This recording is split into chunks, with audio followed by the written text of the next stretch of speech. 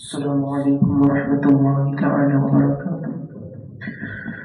درود پاک محمد صلی اللہ علیہ نبی الامی وآلہ صلی اللہ تعالی علیہ وسلم، والصلاة والسلام علیک یا حبیبی یا حبیب اللہ صلی اللہ تعالی علیہ وسلم، ویت سنت الاعتقام۔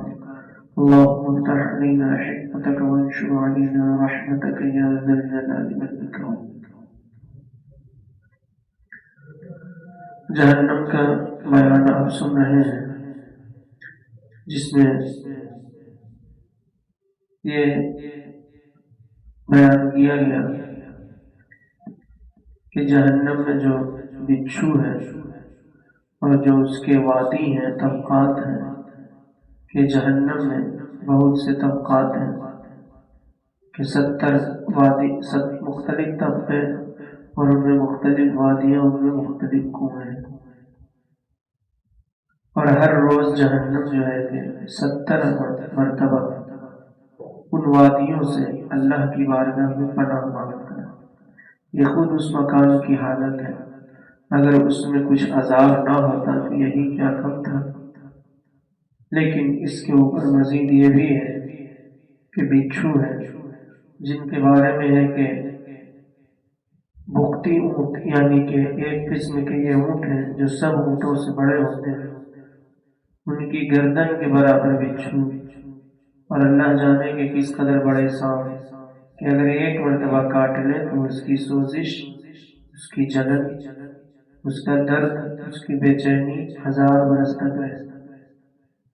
تیل کی تلچھٹ، یعنی جلی ہوئی تلچھٹ تیل کی مثل کھولتا پانی کی جگہ پر پینے کو جہنمیوں کو دیا جائے گا۔ یہ قرآن پاک کی آیت سے ثابت ہے۔ اور ایسے ہی کھولتا پانی ان کے سر پر بھی ڈیلا جائے گا۔ اس کی گرمی کا یہ عالم ہے کہ جب پینے والا جہنمی شخص اس پانی کو اپنے منہ کے قریب کرے گا، وہ پانی منہ کے قریب ہوتے ہی اس کی تیزی سے چہرے کی کھال گر جائے گی جھلس کر۔ اب دیکھیے جہنمیوں کے بدن سے جو پیپ بہے گی وہ پلائی جائے گی جہنمی کو۔ یہاں کٹ جاتا ہے، جل جاتا ہے، پھر اس میں سے خون پیپ نکلتا ہے، تو وہاں تو جلایا ہی جائے گا، پیٹا ہی جائے گا، کوٹا ہی جائے گا، اس میں سے بھی خون و پیپ نکلے گا۔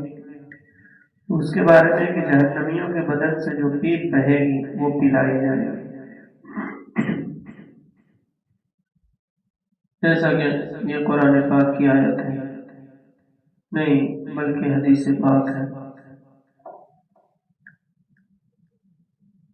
اچھا، حدیث پاک میں بھی آیا ہے اور یہ قرآن پاک کی آیت بھی ہے۔ حدیث پاک میں یہاں پہ جو ہے تفسیر در منصور سے ہے، اس آیت کے تحت ان قتادہ رضی اللہ تعالی عنہ فی قوله ویسقى من ماء صدید قال ماء یسیل من بین لحمه وجلده۔ قرآن پاک میں فرمایا گیا کہ انہیں مائع صدید پلایا جائے گا، تو مائع صدید کی تفسیر بیان کی، ماؤن یہ وہ پانی ہے، یسیل جو بہتا ہے، من بین لحمه وجلده آدمی کے گوشت اور چمڑے کے درمیان سے جو پانی بہتا ہے، تو یہی خون اور پیپ کے بارے میں۔ خاردار تھوہڑ کھانے کو دیا جائے گا، یہ قرآن پاک کی سورہ دخان کی آیت ہے، ان شجرۃ الزقوم طعام الاثیم، کہ انہیں تھوہڑ جو ہے کہ یہ خاردار پھل ہے کہ اگر اس کو کھائیں تو منہ میں ایسا کڑوا کہ پورا منہ کو جو ہے کہ بے مزہ کر دے، اور جب اس کو حلق سے پھر بھی وہ لوگ اتاریں گے تو یہ کانٹے دار ہوگا، حلق میں جا کر پھنس جائے گا، اور پھر اس کو اتارنے کے لیے وہی گرم پانی جب مانگیں گے تو وہی گرم پانی دیا جائے گا۔ یعنی ہر طرف موت ہی موت ہے، لیکن موت آئے گی نہیں۔ سورہ مزمل میں وَطَعَامًا ذَا غُصَّةٍ، یعنی کہ وہاں ایسا کھانا ہے جو حلق میں کانٹا بنے۔ قرآن پاک کی یہ سورہ مزمل میں پوری آیت ہے، ان لدینا انکالا وجحیما وطعاما ذا غصة وعذابا الیما۔ اللہ فرماتا ہے کہ بے شک ہمارے پاس جہنمیوں کے لیے انکال بیڑیاں جنزیریں، جہنم اور وہ جہنم ہے، جہنم کے خاص طبقے کا بھی نام جہنم ہے اور جہنم کو بھی جہنم کہتے ہیں۔ وہ طعام ذا غصہ، اور گلے میں پھندا ڈالنے والا کھانا، عذاب علیم، اور دردناک عذاب۔ اللہ کی مدد فرمایا اگر اس کا ایک قطرہ، کس کا؟ یہی جہنمیوں کو جو جہنم میں خار دھار تھوہڑ کھانے کو دیا جائے گا، یہ ایسا پھل ہے کہ اس کے بارے میں فرماتے ہیں کہ وہ ایسا ہوگا کہ اگر اس کا ایک قطرہ دنیا میں آئے تو اس کی سوزش و بدبو تمام اہل دنیا کی معیشت برباد کر دے۔ معیشت میں زندگی، چین و سکون سب ختم کر دے، اور وہ گلے میں جا کر پھندا ڈالے گا۔ پھندا ڈالنا تو سمجھتے ہی، اٹکے گا جا کر کے، اس کے اتارنے کے لیے وہ پانی مانگے، ان کو وہی کھولتا پانی دیا جائے گا کہ منہ کے قریب آتے ہی منہ کی ساری کھال گل کر اس میں گر پڑے گی، پھر بھی وہ پانی پئیں گے، اور اس پانی کو جب پئیں گے تو پیٹ میں جب وہ پانی پہنچے گا تو آنتوں کو ٹکڑے ٹکڑے کر دے گا۔ اور اتنے ہی پر بس نہیں، بلکہ آنتوں کو ٹکڑا ٹکڑا کر دے گا، اور اس کی گرمی اس قدر ہوگی کہ وہ سب شوربہ بن جائے گا، اور پھر وہ شوربے کی طرح بہہ کر قدموں کی طرف نکلے گا، لیکن موت نہیں آئے گی۔ ایک روایت میں یہ بھی آیا ہے، یہاں پہ ہو سکتا ہے آگے آئے، کہ جب جہنمی پینے کے لیے اس پانی کو قریب کریں گے تو اوپر کا ہونٹ سکڑ کر آدھے سر کو چلا جائے گا، اور نیچے کا ہونٹ سکڑ کر سینے تک آ جائے گا، لٹک جائے گا اس پانی کی گرمی کی وجہ سے۔ اگر کسی کے چہرے پر سے کھری چمڑا ہٹ جاتا ہے، جل جاتا ہے تھوڑا سا، تو کتنا بھیانک لگتا ہے، اور جب یہی پورا یہاں تک آ جائے، یہ ادھر کھل جائے تو کیسا بھیانک دکھتا ہے۔ پیاس اس بنا کی ہوگی، یعنی اس قدر زیادہ ہوگی کہ اس پانی پر بھی لوگ ایسے گریں گے، اس پانی پر ایسے گریں گے جیسے تونس کے مارے ہوئے اونٹ۔ اب تونس کے معنی کیا ہے؟ فرمایا کہ یہ انتہائی شدید پیاسے اونٹ کی کیفیت ہے، یعنی بہت ہی زیادہ، جیسے اونٹ کو پیاس لگے تو جیسا بھی پانی اس میں ٹوٹ پڑتا ہے، ایسے ہی یہ جہنمی پیاس سے اس قدر جو ہے بے چین ہوں گے کہ وہ کھولتا پانی بھی سامنے آئے گا تیل کی تلچھٹ کی طرح۔ تیل کی تلچھٹ کل بتا دی ہے نا، ہاں، جیسے گھر میں تو نہیں، گھر میں تو تازہ ہی تیل عام طور سے یوز ہوتا ہے، ہوٹل وغیرہ میں جیسے کڑا کے کڑا چھان رہے ہیں، شادی بیاہ کے موقع پر کھاجا بنا رہے ہیں، آؤ کھا جاؤ، ہاں، جب کھاجا چھناتے تیل میں میل ہو گیا، اب وہ تیل کو جو ہے کہ ایک دوسرے برتن میں خالی کیا تو نیچے میں جیسا میل والا تیل بچ جاتا ہے، چپچپا لپلپا، وہ ہے تیل کا تلچھٹ، جلی ہوئی تیل کا تلچھٹ، تیل کی جلی ہوئی تلچھٹ، وہ پینے کو اس پانی کی ایسی کیفیت، اور کھولتا ہوا ایسا، پھر بھی لوگ پیئیں گے۔ اب دیکھیں کیا ہوگا جب تو پھر کفار جان سے عاجز آ کر، یعنی کہ جب کہتے ہیں ناک میں دم ہو جائے، ناک کو دم ہو کر، اپنے علاقے بولتے ہیں ناک کو دم ہو گئے، تو جان سے عاجز آ کر باہم وہ لوگ مشورہ کریں۔ یہاں تو جو ہے مشورہ کرنے میں بھلائی کے لیے بولتے ہیں نہیں، ہم تو اپنی عقل سے ڈائریکٹ فیصلہ کریں گے، قرآن حدیث سے کسی کے مشورے کی کیا ضرورت۔ حالانکہ ہمیں دنیا میں قرآن، حدیث، اجماع اور قیاس، سمجھے، اجماع یعنی صحابہ کرام نے جن مسائل پہ متفقہ فیصلہ لے لیا کہ ہاں اب یہ کرنا ہے، اس کو بھی ماننا ہے قرآن و حدیث کے بعد، اس پر بھی عمل کرنا ہے۔ اور پھر وہ مسائل جو بعد میں آئے، فقہائے کرام نے جو ہے کہ انہی تینوں کو سامنے رکھ کر اس میں نتیجہ نکالا مشورہ کر کے اہل علم نے، تو وہ قیاس سے جو قرآن و حدیث کو سامنے رکھ کے، صحابہ کی طرز زندگی کو سامنے رکھ کر، وہ ہے قیاس۔ یہ چار چیزوں کو ماننے والے کیا ہوتے ہیں؟ مقلد۔ مقلد کا لفظی معنی کیا ہوتا ہے؟ قلد یقلد تقلید کا معنی عربی میں ہوتا ہے گلے میں ہار ڈالنا، اسی لیے عربی میں قلادہ کہتے ہیں ہار کو۔ تو مقلد کا کام یہ ہوتا ہے کہ اس کے جس کو وہ فالو کر رہا ہے اس کی بات بغیر تحقیق کے تصدیق کرنا۔ تو ہم امام اعظم ابو حنیفہ کی باتوں کو تقلید کرتے ہیں، کوئی امام شافعی رحمۃ اللہ علیہ کی، کوئی امام مالک، کوئی امام احمد بن حنبل، اور کچھ لوگ وہ ہیں جو مردود ہیں ان بزرگوں کی بارگاہ سے، ان کی تقلید وہ بھی کرتے ہیں، لیکن پھر بھی یہ کہتے ہیں ہم کسی کی نہیں مانتے، کسی نہ کسی کی تقلید تو کرتے ہی، چھٹکارا نہیں ہے۔ اگر کہہ دیا جائے کہ فلاں بھوپالی کی کتاب میں ہے تو مان لیں، سمجھ لیں۔ اور بھوپال بہت بڑا شہر ہے نا، ملک ہے، شہر۔ تو اب جو ہے کہ بھوپال میں بہت سے لوگ، کوئی بھی بھوپالی ہو سکتا ہے، جو مانتا ہو تو سمجھ ہی جائے۔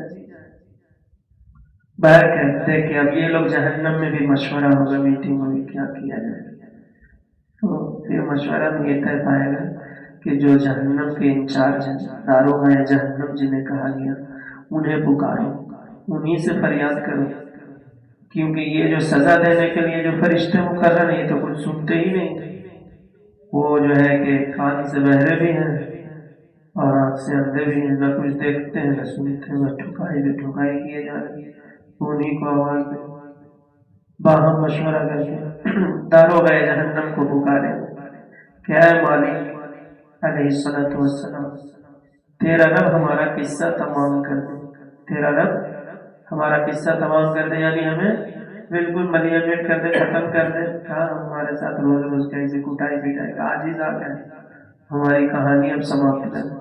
یہ قرآن کی آیت ہے، یا مالک لیقضی علینا ربک، سمجھے؟ وہ لوگ کہیں گے یا مالک، اے مالک، اور لوگ کہتے ہیں یا سے پکارنا شرک ہے، یہ یا کا پکارنا جہنم میں بھی جاری رہے گا، اور خدا کو نہیں پکاریں گے، وہ لوگ فرشتے کو پکاریں گے۔ اللہ کا بھی ایک صفاتی نام ہے مالک، اور وہ جہنم کے داروغے کا بھی نام ہے مالک۔ تو اب گھر کے بھی آپ مالک ہیں اپنے، کوئی اسکول کا مالک ہے، کوئی مدرسے کا مالک ہے، اور مددگار میں شرک نظر آتا ہے تو مالک میں بھی تو شرک نظر آ رہا ہے، پھر کہنا چھوڑ دو کہ ہم اس گھر کے مالک نہیں، اللہ مالک ہے۔ جب زمین کا سروے کرنے والے آئے، بولے کون ہے مالک؟ بولے اللہ مالک ہے۔ وہ بولے گا ٹھیک ہے، تب باہر نکلو، اس کو سرکاری رجسٹر میں چڑھا دیتے ہیں کہ اس کا کوئی مالک نہیں ہے زمین کا، ہے ہوئے کہ نہیں؟ اور جب نوکری کرنے والے آتے ہیں، سروے کرنے والے، اور جس زمین کے بارے میں ہوگی اس کا کوئی مالک نہیں ہے، سب ختم، تو کیا کرتا ہے؟ اس کو سرکاری میں چڑھا دیتا ہے کہ آج سے گورنمنٹ کا ہوگا۔ تو بولے نہیں نہیں ہم مالک ہیں، میرے دادا تھا اس میں قابل، ان کے ہم پوتا ہے۔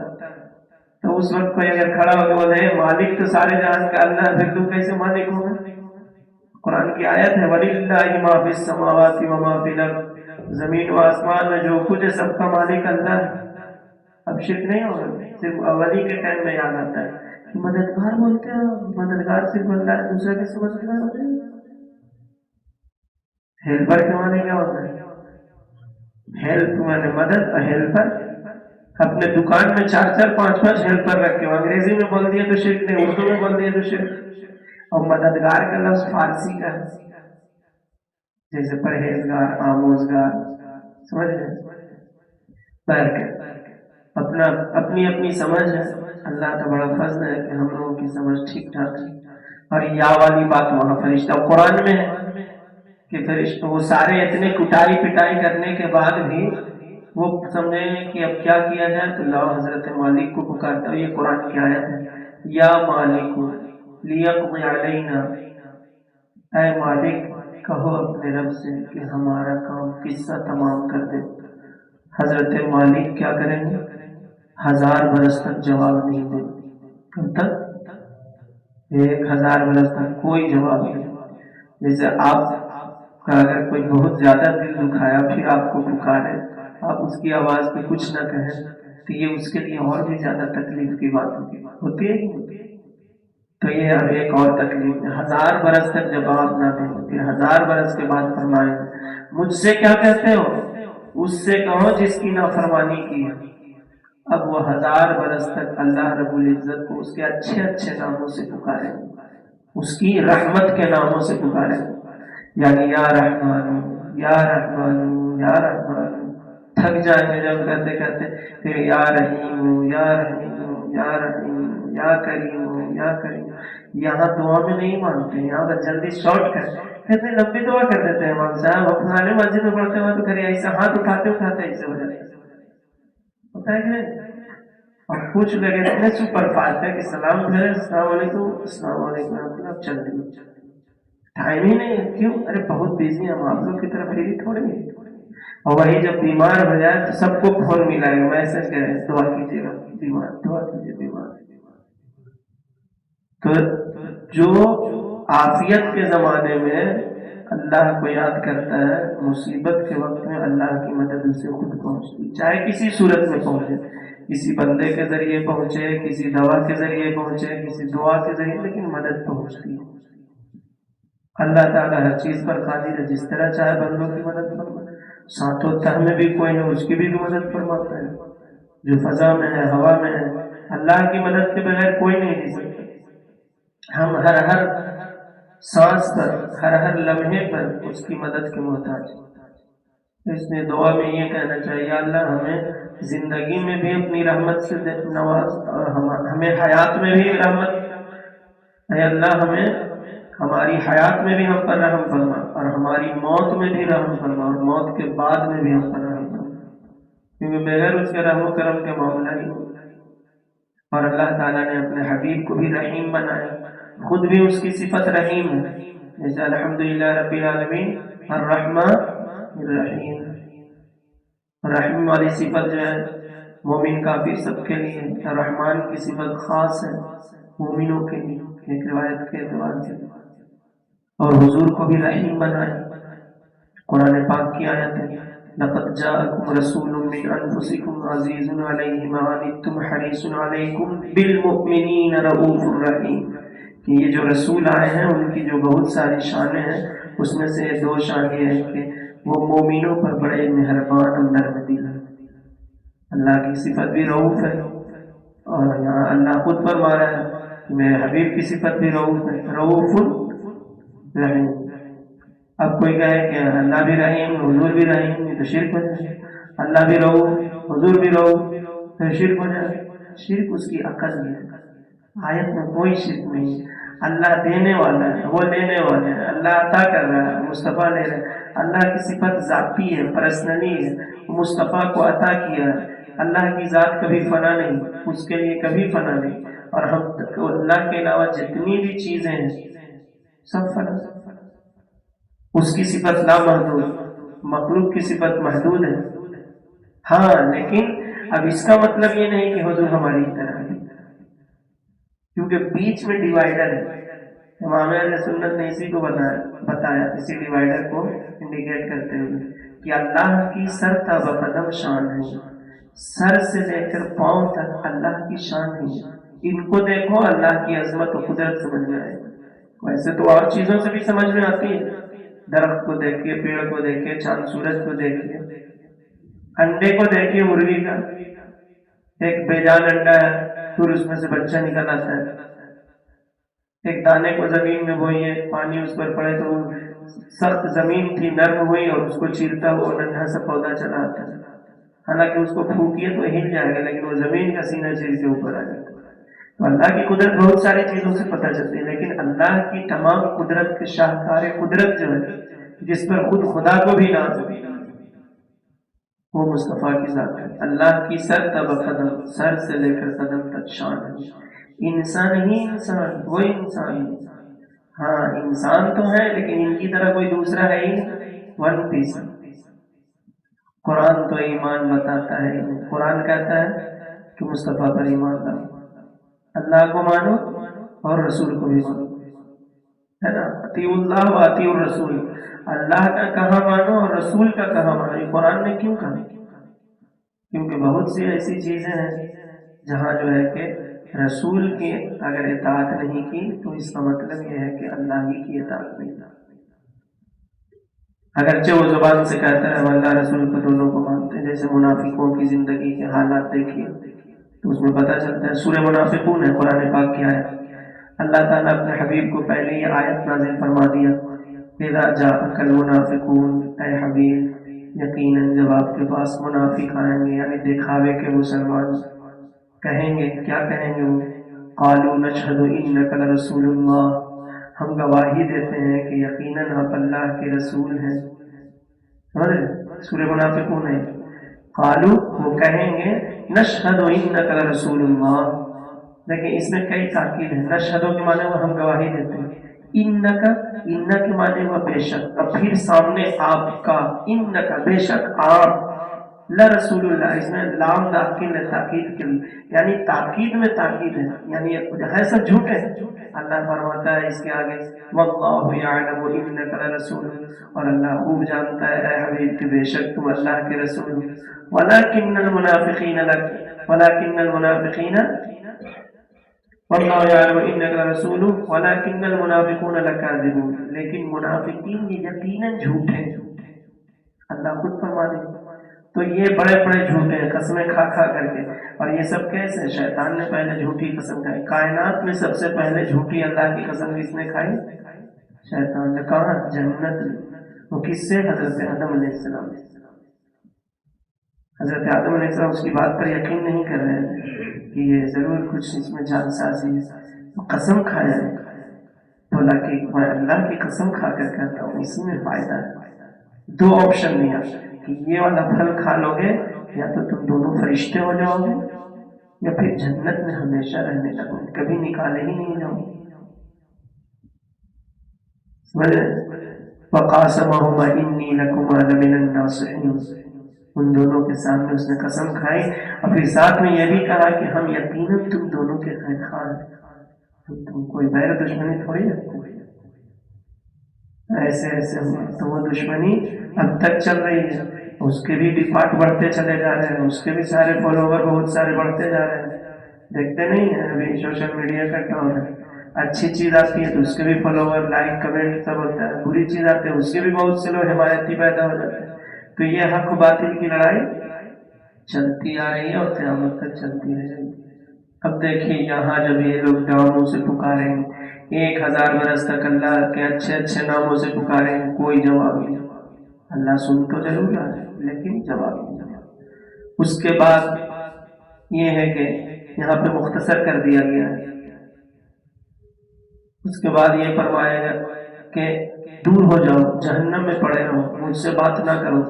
اس وقت کفار ہر قسم کی خیر سے نا امید ہو جائیں. یہاں پہ یہ مختصر کر دیا گیا. ایک اور کتاب ہے جو اس کا نام ہے تنبیہ الغافلین، معنی اس کا کیا ہوا؟ غفلت میں پڑے ہوئے لوگوں کو خبردار کرنے والی کتاب.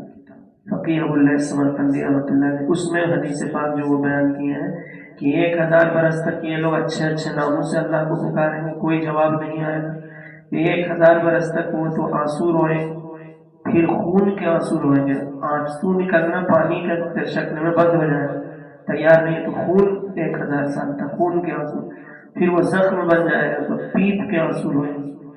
پھر اس کے بعد ان سے کہا جائے گا دور ہو جاؤ، پڑے رہو، مجھ سے بات نہ کرو، دھتکار دیا جائے. اس وقت کفار ہر قسم کی خیر سے نا امید ہو جائے.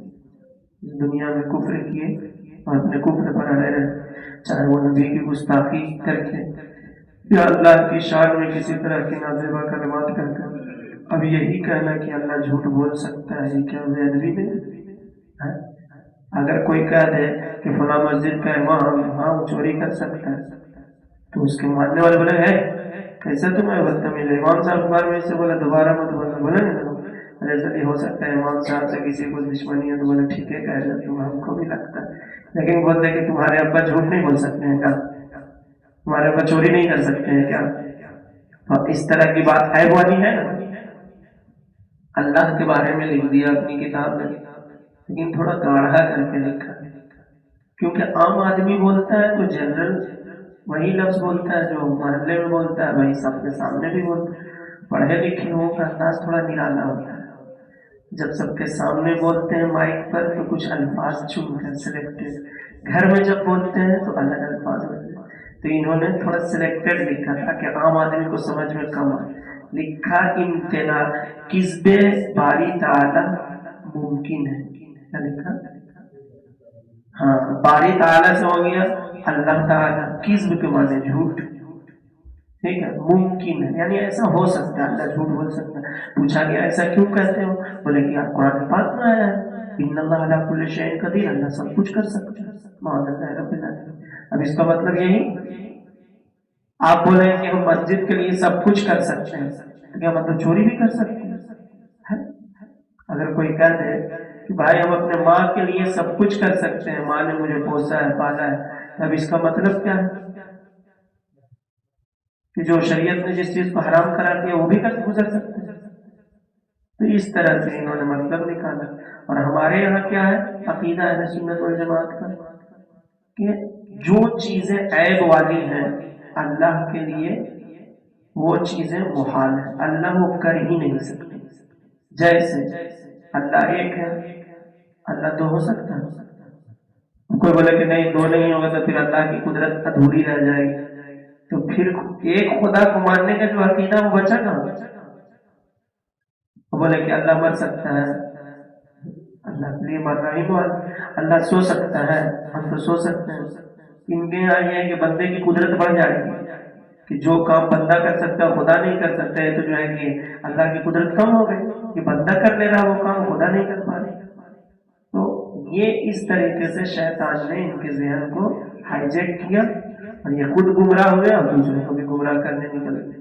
اور ہمارے علماء نے اس پر گرفت کی تو اس کو جو ہے کہ چڑ جاتے ہیں، بولے کہ کہیں آپ لڑائی والی بات نکالتا ہے، بھائی تو تم اس کو ہاتھ پاؤں دھو کر کے اس سے باہر نکلنا، جس نے لکھا وہ تو قبر میں چلا گیا، اس کی تو سزا ہو ہی رہی ہو، اب تم اس کے جو ہے کہ میل کو دھو رہے ہو۔ برے آدمی کے ساتھ کوئی رہے گا تو بھی تو برا کہلائے گا نا۔ چور کے ساتھ آپ ہیں اور وہ اگر پکڑا گیا تو پھر انکوائری کرنے والا ہے کہ کتنے اس کے ساتھی کون کون ہے، کانٹیکٹ لسٹ میں کون کون ہے، کس کو میسج کرتا تھا، کس سے بات چیت، سب پکڑے جائیں گے نا۔ کہتے ہیں چور چور مسیرا بھائی ہوتا ہے، چور کا دوست بھی چور ہوتا ہے، تو اس لیے اس کے ساتھ کیوں کرے؟ جب آپ کو لگ رہا ہے کہ وہ غلط ہے تو چھوڑ کے آ جائے۔ اسی کو امام اہل سنت نے کہا کہ یہ کہو میں مجرم ہوں آقا مجھے ساتھ لے، یہ رستے میں ہے جا بجا کھانے والا، آج نے ان کی بنا آج مدد مانگ ان سے، کل نہ مانیں گے قیامت میں اگر مانیں گے۔ اب دیکھیے جب یہ ہر طرح سے مایوس ہو جائیں گے تو گدھے کی طرح آواز میں چلائیں گے، چلا چلا کر روئیں گے۔ گدھے کی یہ جو بات ہے یہ جو ہے اس میں خود یہ الفاظ آئے ہیں، ٹھیک ہے نا، احادیث مبارکہ میں گدھے کی آواز کو کہا گیا ہے کہ یہ سب سے ناپسندیدہ آوازوں میں آواز کس کی ہے؟ قرآن کی آیت ہے ان انکر الاصوات لصوت الحمیر، بے شک آوازوں میں سب سے ناپسندیدہ آواز گدھے کی آواز۔ کچھ لوگوں کے گدھے کی بھی آواز سے دل بہلے تو ہم کیا کر سکتے ہیں؟ پسند کی بات ہے۔ میں نے سنایا تھا نا ایک کو کہ کنوج کے کارخانے میں گیا تو بے ہوش ہو گیا، تو پھر اس کو کیسے ہوش میں لایا گیا تھا؟ اپنی اپنی پسند۔ کوئی کہے کہ نہیں ہم اسی میں پڑے رہنا چاہتے تو تم زبردستی نہیں نکالتا، ہمارا کام صرف بتانا،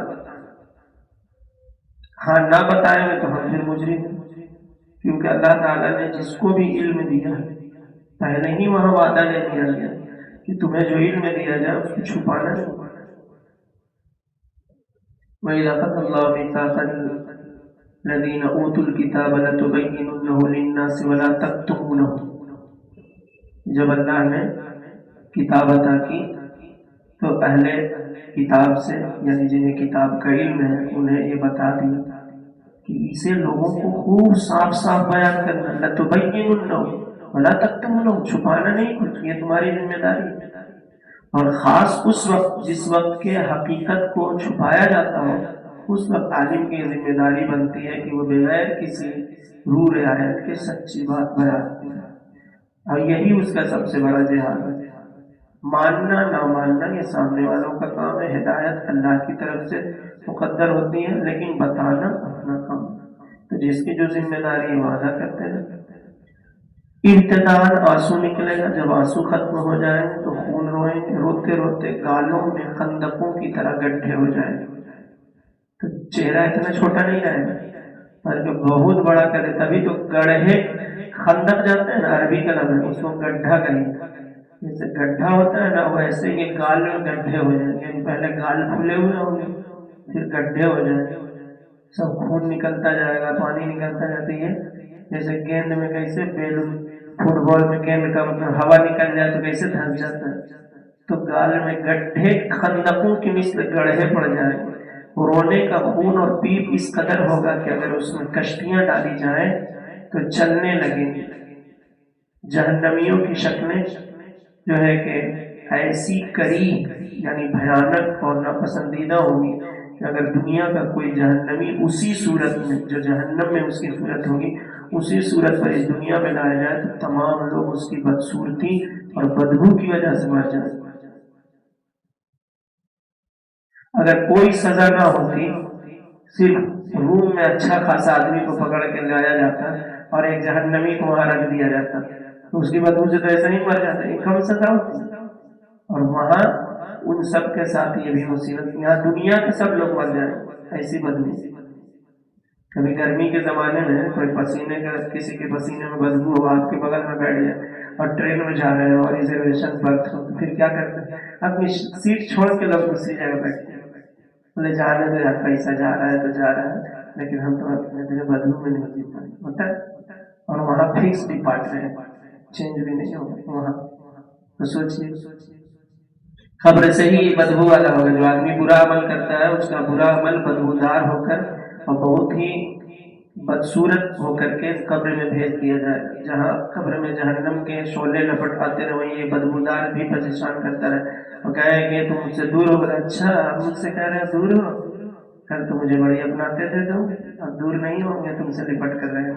वो तकलीफ देता रहे। ये सब कब्र के बयान में पीछे गुजर चुका है। और नेकों के साथ दिल बहलाने वाला, अच्छी शक्ल वाला है। जिस्म उनका ऐसा बड़ा कर दिया जाएगा, ये जो जिस्म हमारा है, ऐसी शक्ल सूरत को कुरान में फरमाया गया अहसन तक़वीम, हमने इंसान को अच्छे मैप में, सबसे अच्छे गुड मैप में पैदा किया। तो अब इस पर अज़ाब नहीं होगा, इसमें तो औलिया किराम इसी शक्ल सूरत में अल्लाह के नेक बंदे, तो वहाँ शक्ल बदल होगा। तो जिस्म कैसा बड़ा कर दिया जाएगा कि एक शाने से दूसरे शाने तक तेज सवार के लिए 3 दिन की राह है। घोड़े पर सवार होकर तेजी के साथ घोड़ा दौड़ाए तो एक जानिब से दूसरे जानिब 3 दिन में उसका घोड़ा जितना तय करे इतनी है चौड़ाई। जिम करने वाले अभी चाहे जितना भी सीना चौड़ा कर, लेकिन वहां जितना चौड़ा कर दिया जाएगा उसको उतना नहीं पहुंचना। अब फिर देखिए क्या है, उसके दाढ़, ये जो चबाते हैं ना, इसमें बाल लग जाता है तो दाढ़ी इसी को बोलते हैं, दाढ़ वाली चीज दाढ़ी। तो ये दाढ़ जो है उहुद पहाड़ के बराबर होंगे, इधर इधर उहुद पहाड़ के बराबर।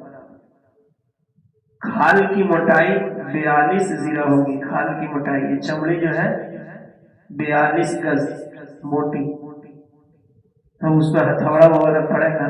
तो मैंने कल कहा था ना कि बिल्कुल ढोल की तरह आवाज होगी। जाहिर सी बात है, चौपाए जानवर के चमड़े से अगर ढोल बनाते हैं उस पर मारते हैं देते, और वहां इतना मोटा जब कर दिया जाए 42 गज, और उस पर वो हथौड़ा कि जिसको जिन्ना तो इंसान मिलकर ना उठा सके और फरिश्ते उसी से ठोकते रहे, तो ढोल की तरह आवाज होगी कि नहीं होगी? उससे भी भयानक होगी गड़गड़ाहट के साथ। जुबान 1 कोस 2 कोस तक मुंह से बाहर खिसकती हो। मुंह तो उतना बड़ा होगा, जब फिर अंदर कितनी होगी वो तो थोड़ी जमीन। जुबान बाहर खिसकती हो। भीड़ भाड़ में चलते हैं और जूता पहने हुए ना हो, ट्रेन वगैरह में देखिए चढ़ते उतरते, कोई अगर एक उंगली दबा देता है तो कितना दर्द होता है, कुचल दिए। और जुबान वो जो घिसटती रहेगी 1-2 कोस तक जहन्नम में, तो दूसरे जहन्नमी उसको रौंदते रहे, घिसटती रहे, लोग उसे रौंदेंगे। और बैठने की जगह इतनी होगी उसके, वो आदमी जब बैठेगा ना, तो मक्का शरीफ से मदीना शरीफ की जितनी दूरी है, मक्का से मदीना, उतनी जगह वो बैठने में एक जहन्नमी है। सोचिए, हाथी भी फेल है, हाथी कुछ भी नहीं, सोचिए इतना किलोमीटर है। और वो जहन्नम में मुंह सिकोड़े होंगे, ऊपर का होंठ सिमट कर बीच सर को पहुंच जाएगा और नीचे का होंठ लटक कर नाम को आ जाएगा।